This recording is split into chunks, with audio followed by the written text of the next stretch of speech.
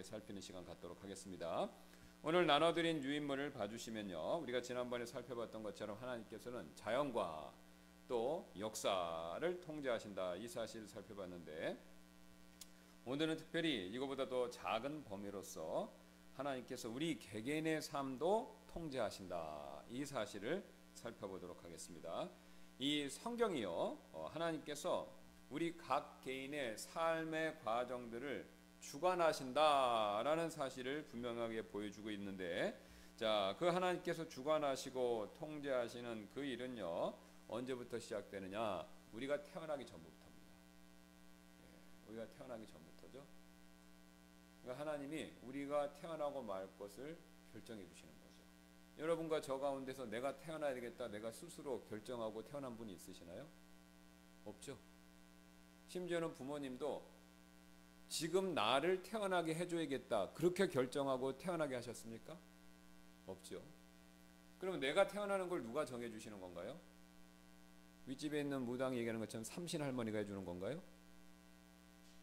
아니면 진화론자나 무신론자가 얘기하는 것처럼 랜덤으로 이렇게 주사위를 뽑아갖고 복권 당첨되듯이 그렇게 우리가 당첨돼서 태어난 건가요? 아니면은 우연히 그냥 어떻게 하다 보니까 그냥 이렇게 태어난 건가요? 아니죠. 사실 인간이 생명을 갖고 또 생명을 낳는다라는 것은 엄청난 신비입니다. 근데 거기에 그게 우연히 작동한다? 그건 말이 안 되죠. 말이 안 되는 거죠. 어쩌다가 여러분 특히 우리 자매님 분들은 아시잖아요. 애를 갖고 낳고 기르는 게 그게 막 저절로 되는 일이 아니지요.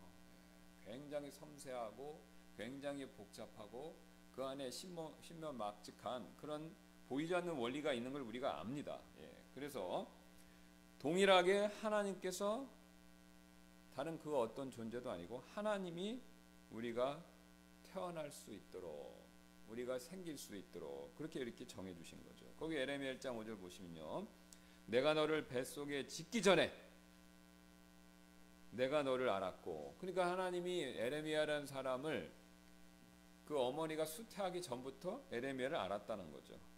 내가 태에서 나오기 전에 내가 너를 성별하였으며 또 내가 너를 민족들을 향한 예언자로 임명하였노라. 이게 지금 두 가지 사실을 말씀하시는데, 에레미야가 태어나기 전에, 어머니에 태어나기 전에 에레미야가 태어날 것이다, 이거를 하나님이 아셨다 이거죠. 그 다음에 두 번째로는 하나님이 그 에레미야가 장차 무엇을 할지 하나님께서 그것을 아시고 임명하셨다, 이렇게 말씀하고 계시는 거죠. 자, 그래서 에레미야가 잉태하기도 전에 에레미야의 존재에 대해서 알고 계셨고, 또 에레미야의 조상들이 태어나도록 안배를 해주신 것이죠. 자, 그럼 이게 무슨 말이냐면요, 그러면은 에레미야가 태어나기 전에 그 엄마 아빠가 에레미야를 낳은 건데, 그 엄마 아빠는 또 누가 낳은 겁니까? 할아버지 할머니, 에레미야 할아버지 할머니죠. 그러면 할아버지 할머니 또 누가 낳은 겁니까? 거꾸로 소급해서 올라가면 쭉 올라가면 조상이 나오죠. 그럼 인류의 조상은 맨 끝에 첫 번째 조상이 있습니다. 이거는 진화론을 믿든 창조론을 믿든 이게 똑같은 결론에 도달할 수밖에 없습니다. 그 맨 위에 있는 첫 번째 조상이 원숭이로부터 온 거냐, 아니면 하나님이 만드신 아담이냐, 그게 누구냐, 이 차이는 있어도 거꾸로 올라가면 조상이 있다는 거는 다 믿어요. 그럼 부인할 수가 없죠. 왜냐면 자식 없이 태어나는, 그러니까 부모 없이 태어나는 자식이 어디 있습니까? 그러니까 거꾸로 올라가면 조상은 있어요, 반드시. 그렇죠? 근데 진화론에서는 그걸 원숭이에서 나온 조상이다 그러는 거고, 하나님께서는 아니다, 그건 말도 안 되는 소리고 내가 만들었다, 이렇게 말씀하시는 거죠. 그럼 원숭이로부터 나오는 게 좋습니까? 하나님께로부터 나오는 게 좋습니까? 그러니까 인간은 진화론을 믿으면요, 인간 스스로가 동물보다 못하게 되는 거예요. 자, 원숭이로부터 나왔으니까 인간이 원숭이 밑에 있는 거 아닙니까? 그럼 그건 무엇을 의미하죠? 인간이라는 존재는 원숭이보다 못한 거죠. 이렇게 우리 유교같이 조상을 떠받드는 우리는요, 그 원리, 그 논리대로라면 원숭이도 떠받들어야 됩니다. 원숭이가 우리 조상이라며요. 그러니까 인간이 원숭이로부터 나왔다, 이건요 인간 스스로가 인간을 격화시키는 겁니다. 근데 하나님이 만드셨다 그러면요, 인간은 이 세상에서 창조물 중에서 둘도 없는 존귀한 존재예요. 왜요? 하나님이 이 세상에서 제일 높으시고 위대하시고 선하시고 좋으신 분인데 그분의 형상과 모양을 따라 만들어졌으면요, 그 인간도 엄청 귀한 거죠. 원숭이로부터 나온 게 아니라 하나님께로부터 나왔기 때문에 그래서 인간은 귀한 겁니다. 자, 그래서 에레미야 조상부터 이렇게 올라가서 소급해 봐도 결국은 아담을 만들기로 작정한 분이 누구세요? 하나님이시죠. 예. 그러니까 하나님이 아담을 만들기로 작정하시고 아담을 만드신 거고, 그 뒤에 아담에서 끝나는 게 아니라 가인과 아벨, 셋, 그 후로 뭐 노아해서 그 후손들 계속해서 하나님께서 각각의 사람을 내가 태어나게 해야 되겠다, 하나님이 점지해 주시는 겁니다. 이게 우리가 성경에서 명확하게 말씀하시는 내용이 되죠. 자, 이처럼 하나님께서 에레미야 한 개인을 미리 아신다라고 말씀하시는 것은 그와 동일한 원리로 인류 가족 전체를 포괄적으로 다 다스리신다, 이 뜻이죠. 네.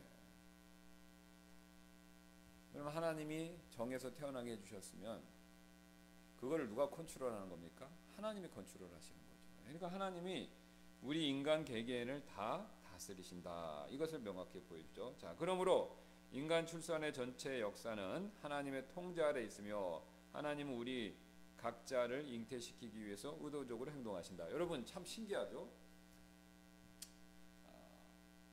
이거는 우리나라를 기준으로도요, 자녀들을 낳으면요 이상하게 남자 여자 성비율이 거의 일치합니다.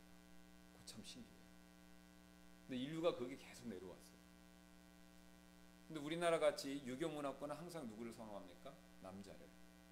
그 남자를 낳으려고 애를 써도요, 과거에는 그 의학적 산부인과 기술이 발달이 안 돼서 그냥 성비가 거의 맞았어요.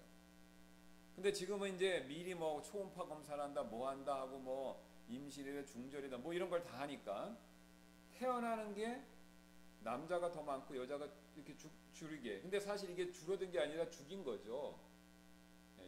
임신 중절을 하거나 그래서 줄인 겁니다. 그러니까 인간이 손을 안 대면요, 신기하게도 남녀의 비율이 거의 맞아요. 뭐 100대 100으로 딱 맞는다는 건 아니고 비율로 따지면 1대1이 나온다는 겁니다. 그럼 우리의 개인적인 문화에서 나오는 성에 대한 호불호, 남자가 좋다, 뭐 여자보다는 남자를 선호한다, 그런 생각에도 불구하고 이게 딱딱 맞아떨어지는 건요, 하나님이 그렇게 정해주시고 그거를 꾸준하게 이어오셨다라는 것을 반증하고 있는 거죠. 이 성비가 안 맞으면요 문제가 생깁니다. 심각한 문제가 생기죠. 굉장히 심각한 문제가 생겨요. 당장은 모르지만 굉장히 심각한 문제가 생겨요. 그러면 안 맞아 돌아가면 결국은 어떤 일이 벌어지냐, 인류가 더 번성을 못합니다. 그렇죠? 지금 우리나라는 심각한 위기에 처해 있습니다. 그거는 여러분도 다 아실 텐데, 결혼도 안 하고 결혼해도 자녀를 안 낳으면요 인구가 당연히 줄고, 인구가 줄면 그 국가나 사회나 민족은요 쇠퇴할 수밖에 없습니다.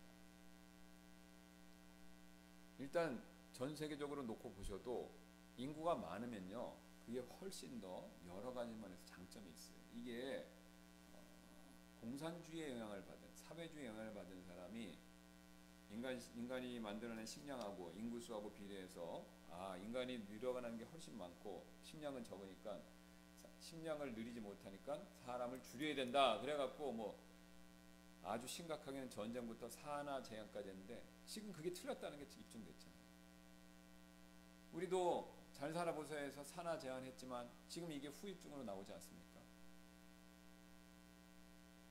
나이게 중국 보세요. 세계에서 인구 제일 많은 나라였는데 지금은 인도한테 추월당했대요. 벌써 한 사람만 낳게 하고 못 낳게 하니까 어떻게 된 겁니까? 지금 인구가 계속 떨어진다. 우리보다 그 인구의 그 출생 비율이 더 떨어지고 인구 감소율이 더 큰 나라가 중국이래요.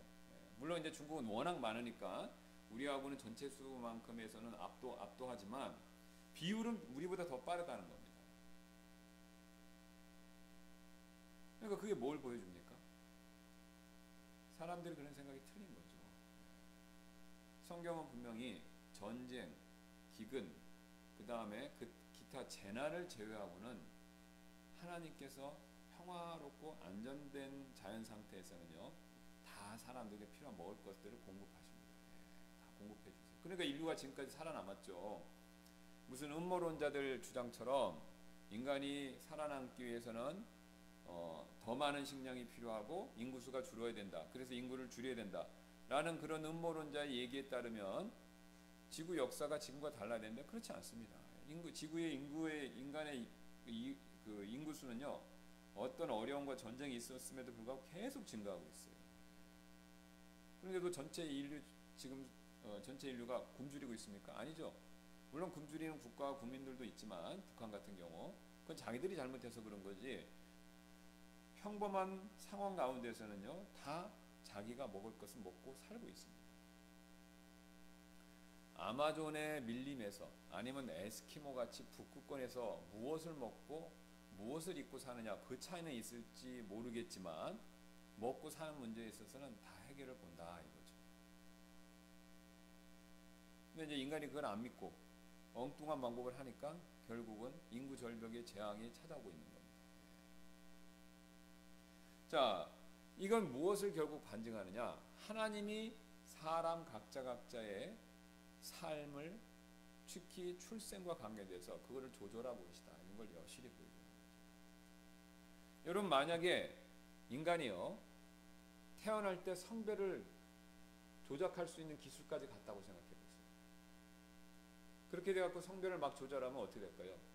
재난이 생길 거예요. 진짜 돌이킬 수 없는 재앙이 될 거예요. 어떤 때는 뭐 정치가들의 압력에 의해서 막 남자를 많이 낳게 했다가, 또 어떤 때는 그렇게 보니까 문제니까 또 여자를 많이 낳게 조절하고, 그렇게 되면요 남녀 성비율이 엉망진창 뒤죽박죽이 되면서 인류는요 훨씬 더 어려운 상황을 맞게 될 겁니다. 근데 하나님은 그렇게 안 하세요. 딱 맞춰준 원리에 따라서 그대로. 그러니까 인류가 지금까지 안정적으로 존재할 수 있었던 거죠. 자, 그래서 여기 성경 말씀에 보면 각자 잉태를 위해서 하나님이 의도적으로 행동하셨다. 이게 아까 말씀드린 대로 벌써 아담부터 나오잖아요. 창세기 4장 1절에 또 아담이 자기 안에 이브를 알았더니 그녀가 수태하여 가인을 낳고 이르기를 내가 주께로부터 남자를 얻었다. 이브도 비록 범죄했지만 아는 겁니다. 고백하는 거죠. 하나님께로부터 남자를 얻었다. 하나님이 남자를 점지해 주셨다 이거죠. 하나님이 태어나게 해주셨다 이걸 얘기하는 겁니다. 또 아담이 자기 아내를 알았더니 그녀가 아들을 낳아 그의 이름을, 이제 가인과 아벨 사건이죠. 그 이후에 그의 이름을 셋이라 불렀더라.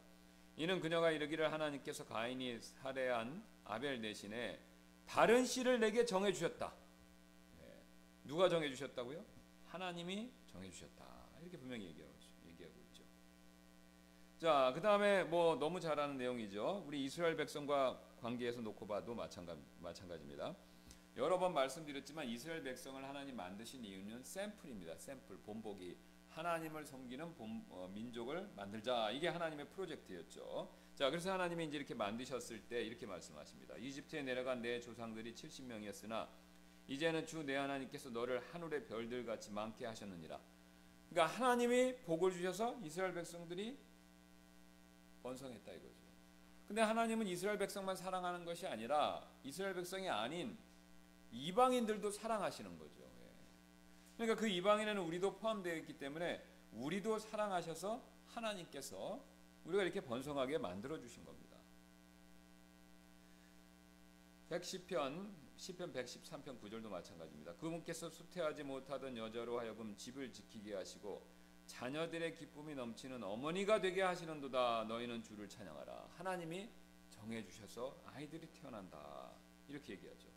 그래서 우리가 잘 아는 것처럼 뭐 우리가 외우기도 하는 말씀이죠. 시편 127편 3절입니다. 보라, 자식들은 주의 유산이요 태의 열매는 그분의 보상이로다. 자식들이 하나님이 주신 유산이다. 이렇게 얘기하죠. 또 태의 열매, 자식은 하나님의 보상이다. 그러니까 하나님이 주시는 선물이 자식이요 또 하나님이 주시는 유산이 또 자식이다. 이렇게 얘기하고 있죠. 아무리 의술이 발전한다 하더라도 이게 인간이 생명이 태어나고 그 성별을 결정해 주는 것은요 하나님의 고유한 영역입니다. 예, 아무리 인간이 넘보려고 하더라도 넘볼 수가 없어요. 예. 이게 하나님이 딱 정해주시고 그 하나님이 정해주신 대로 이 세상 만물이, 특히 우리 인간의 출생이, 남자 여자의 성별이 결정되고 있는 거죠. 자, 물론 하나님께서는요, 갓 아이가 잉태된 이후에도 역사하시는 그 사실을 성경, 특히 시편 기자는 이렇게 말씀하죠. 그러면 태어날 때, 그러니까 누가 태어날지, 남자인지 여자인지 하나님이 정해주시고요. 그 다음에 그 아이가 엄마 배에서 딱 생겼을 때, 그 뒤로도 하나님이 다 주관하시는 거예요. 이게 의학자들이, 산부인과 의사들이 하는 얘기가 있습니다. 이 정자와 난자가 수정을 딱 하잖아요. 그러면서 아시는 것처럼 세포 분열이 이루어집니다. 이게 2개로 나뉘고 4개로 나뉘고 8개, 아시죠? 배수로 계속. 그러면서 이게 막 나누어지면서 이 좁쌀같이 이렇게 작아진 것들이 각각의 이제 머리도 되고 팔도 되고 다리도 되고, 그 다음에 그 안에 뭐도 됩니까? 장기들이 다 되는 거죠. 근데 이 과정이 연구해 보면요, 정말 신비롭다고 합니다. 그게 우리가 아이들이 차르고요, 이렇게 만들어 놓고 이렇게 조물조물하고 그런 식으로 되는 게 아니라, 이 지금 과학이 발전하니까요, 인간의 몸은 화학 공장이다, 이 사실이 밝혀졌습니다. 그러니까 여러분 지금 기분이 안 좋다, 어디가 아프다 그러면 뭐라고 그러세요? 병원 가면요, 호르몬, 그죠? 무슨 분비 물질이 잘 안 돼서 그런다, 그렇게 말씀 많이 들으시잖아요.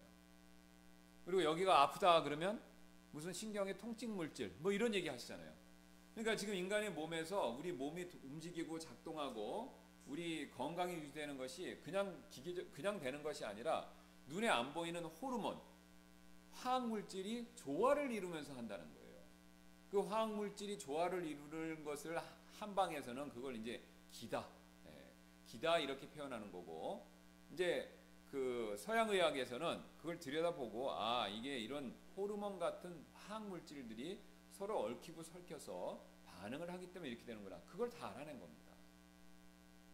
그러니까 사람 몸이요, 수정이 되면서 그 안에서 몸 장기들이 하나 만들어질 때 그 각각의 세포가 틀리잖아요. 여러분 머리뼈 세포하고 피부하고 이하고 세포가 같습니까? 틀리죠. 그러면 하나의 씨에서 각각의 이세포, 그 다음에 머리카락 세포, 뼈 세포, 그 다음에 신체 장기의 각각 위의 세포, 그죠? 근육의 세포, 이런 것들이 다 분화하면서 발전하는 거예요. 이건 사람 보고 하라고 해도 할 수가 없습니다. 왜요? 너무 복잡하고요, 또 너무 정교해요. 왜? 안 맞아 돌아가면요, 이게 실패입니다. 그게 이제 장애나 결국은 아이가 죽는 거죠. 그러니까 이게 그 우리 어머님들이 김치간 같은 거 맞힐 때 소금 넣고, 그죠? 예, 이거 참 대충 넣는 것 같지만 이게 잘 안 많이 넣거나 적거 넣으면 맛이 안 맞잖아요, 그죠? 예. 사실 음식이야 이렇게 해서 망쳐도 되지만 인간의 몸이 발달해서 사람이 되는 과정은요, 그거하고 비교할 수 없이 굉장히 정교하다는 거예요. 실험실에서 인간이 그걸 통제해서 해보려고 해도 안 돼요. 그러니까 단순하게 뭐 아메바라든가 이런 거 있잖아요. 그런 걸 조직 배양을 해갖고 뭐 만들어 보려고 해도 잘 안 되지 않습니까? 그러면 조그만 단세포 생물들도 조직 배양을 통해서 완전체를 인간이 못 만들어내는데, 그 만들어낸 것도 아니죠. 이렇게 그거를 발육을 시키지는 못하는데 하물며 인간은 어떻겠습니까? 불가능하죠. 그러니까 하나님이 설계도를 다 가지고 그거에 맞춰서 화학 반응들을 하게 하면서, 그게 또 엄마의 몸하고 연결돼서 필요한 양분이 공급되면서 이렇게 해갖고, 이거는 뭐 진짜 그 석유화학 공장에 가시면 플랜트라고 해서 뭐 석유를 제공해서 엄청난 파이프 막 이런 거 있잖아요. 그런 거 몇 배 비교할 수 없이 그렇게 복잡하다고 합니다. 그거를 하나님이 다 하도록 사실 안 보이게 통제하시고 주관하시는 거예요. 근데 거기에 인간의 손이 타면 이게 이제 문제가 생기는 거예요. 괜히 약물을 잘못 먹거나 음식을 잘못 먹거나, 그러니까 이제 아이를 가졌을 때 그걸 잘못하면 어떻게 됩니까? 뭐 음주흡연이라든가 아니면 충격을 먹거나 그러면 그 시스템이 일부 손상되니까 거기에 이제 발달에 장애가 생기는 거죠. 그래서 인간이 지금 이것까지는 발견하지 않았습니까? 알아냈죠? 그 설계도가 DNA다. 그 안에 요 세포는 어떻게 하고 어디까지 하고, 그러니까 요 하나의 세포가 뼈가 되고 이 뼈 중에서 무슨 뼈, 손목뼈 무슨 뼈 무슨 뼈가 되고 손목뼈 중에서 무슨 역할하고 무슨 역할하고 요거를 다 정해준 거예요. 그 명령이 DNA 미토콘드리아 안에 그 DNA 안에 다 들어가 있는 겁니다. 그리고 그게 들어가 있고 몸이 그거에 맞춰서 작동을 다 하는 거예요. 굉장히 신기한 거죠. 굉장히 신기해요. 사람이 하라고 해도 할 수도 없고 그걸 사람이 연구해도 알아내지도 못합니다. 너무 복잡하고 정교하기 때문에. 우리가 이렇게 살아서 매일 생활하니까 그냥 이 세상 일이 그저 그렇게 돌아가고 평범한 일처럼 보이지만요. 인간이 태어나서 이렇게 살고 있다는 것 자체가 그거 자체가 사실 기적입니다. 그거 자체가 기적이에요. 우리의 시각이 항상 우리 일상에 내가 필요한 것들에 이렇게 거기에 고정돼 있어서 하나님이 이 세상을 만드시고 어떻게 주관하시는 데에 대해서 우리가 관심이 없어서 그렇지 사실 인간은요 우리가 생각하는 것 이상으로 굉장히 정교하게 만들어지고 인간의 생명을 누린다는 것 자체가 신비에 가까운 거의 기적에 가까운 거예요. 여러분 병원 한번 가보세요. 거기 가서 의사 선생님이 건강에 문제가 있었을 때 얘기하는 내용을 들어보세요. 거기서 조금 더 도와줍니다. 혈압이 올라가고 내려가는 것도 뭘 조금 덜 먹고 절 먹고 그거잖아요. 그죠? 그러면 그거에 대한 처방전 주는 것도 약도 다 화학약품이에요. 근데 그 약을 조금 더 먹으면 안 돼요. 또 덜 먹으면 안 돼요. 그 건강 상태에 따라서 조금만 더 먹어도 치명적입니다. 조금만 덜 먹거나 안 먹어도 치명적인 거예요. 굉장히 하나님이 섭리 가운데서 우리의 생명, 우리의 존재를 주관하신다라는 것을 우리가 알 수 있죠. 그래서 이 시편 139편 거기 보시기 바랍니다. 다윗이 고백한 내용이죠. 이는 주께서 내 콩팥을 소유하셨으며 그거 보세요. 하나님이 자기 태에서 콩팥을 만드셨다. 내가 만든 게 아니고 우리 어머니가 만들어준 게 아니라 하나님이 내 콩팥을 만들어 주셨다. 소유하셨으며 주께서 내 어머니 태에서 나를 덮으셨기 때문이니다. 하나님이 내 어머니 태를 도구로 사용하셔서 나를 만들었다. 이렇게 얘기하는 거죠. 어머니가 만든 게 아니죠. 어머니가 배에 있을 때 어머니가 의도적으로 어머니가 의도적으로 콩팥을 만들어야 되겠다. 어머니가 의도적으로 손을 만들어야겠다. 그렇게 해서 만들어지는 게 아니지 않습니까? 하나님이 다 알아서 만들고 계신 거죠. 어머니는 태를 빌려준 것뿐이고요. 내가 주를 찬양하리니 이는 내가 두렵고도 놀랍게 만들어졌기 때문이니이다. 그러니까 다윗은 그 당시 그런 의학 지식이 없었음에도 불구하고 하나님의 영감을 받아서 우리가 알았던 것보다 아니 그 이상의 우리 이 몸의 신체의 신비하고도 놀라운 것을 깨달은 거예요. 이렇게 구체적인 지식의 내용은 몰랐겠지만 그거를 이게 대단하구나 그걸 느낀 겁니다. 주의 작품들이 놀랍고 내 혼이 그것을 매우 잘 아나이다. 주의 작품이라고 하죠. 인간 하나하나는 작품입니다. 우리가 그것을 알아야 된다. 그래서 다윗이 잘 알았다. 이렇게 얘기하죠. 내가 은밀히 만들어주고 그렇죠. 은밀히 만들어줘. 어머니가 만든 게 아니잖아요. 그죠? 누가 만들라고 시킨 것도 아니고 의사가 도와주는 것도 아니죠. 내가 은밀히 만들어지고 하나님이 안 보이게 어머니 태에서 나를 은밀히 만들었죠. 땅의 가장 낮은 부분들에서 기묘하게 형성될 때 이제 가장 낮은 부분은 사람 장기의 맨 밑에를 얘기합니다.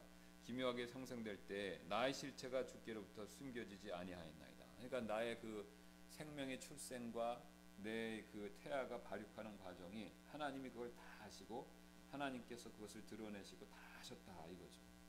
그래서 주의 눈이 아직 불완전한 나의 실체를 보셨으며 또 계속 형성되는 중에 있던 나의 지체들이 주의 책에 기록되었을 때 보세요. 여기 나의 지체들이 주의 책에 기록되었을 때 그것들 중에 아직 아무것도 존재하지 않았을 때 기록되었나이다. 그러니까 하나님도 이런 매뉴얼을 갖고 계신다는 거예요. 그러니까 책을 얘기하잖아요. 그 책에 내 몸이 어떻게 발전하고 어떻게 자라고 그게 있다는 거예요. 지금 그죠? 주의 책이 있다는 거예요.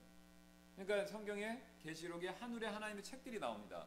그러니까 아마 어쩌면 하늘에 이건 추측입니다. 절대적인 건 아니고 하늘에 우리 각자에 대한 하나님의 설계도 같은 게 있을 수도 있는 거예요. 그리고 그 설계도에 맞춰서 우리 몸에 넣어준 게 그게 DNA가 되겠죠. 성막이 하늘에 있는 거 땅의 성막이 하늘에 있는 성전의 모형이듯이 하늘에도 우리의 이 몸에 우리 몸이 후퇴가 되고 우리의 몸이 발육되는 그 과정에 대한 모든 걸 통제하는 그런 기록들이 있을 수 있다라는 거죠. 여기 있다고 얘기하니까 그렇게 우리가 믿어야 되는 거죠.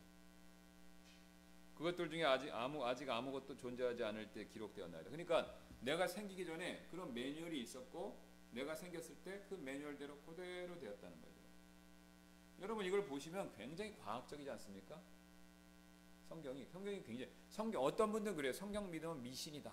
종교니까. 근데 이런 내용을 꼼꼼히 보십시오. 이게 현대 과학하고 잘 맞아 돌아가요. 신기하게도. 그럼 이 사람들이 현대 과학을 몰랐는데도 다윗이 지금보다 한 3,000년 정도 더 저기죠. 예, 2,000년 전. 그러니까 그보다 훨씬 더 전에 있었던 사람인데 이 사람이 그걸 안다는 거예요. 이게 현대 과학하고 하는 얘기하고 매치가 되는 거죠. 지금 충돌이 되는 게 아니라.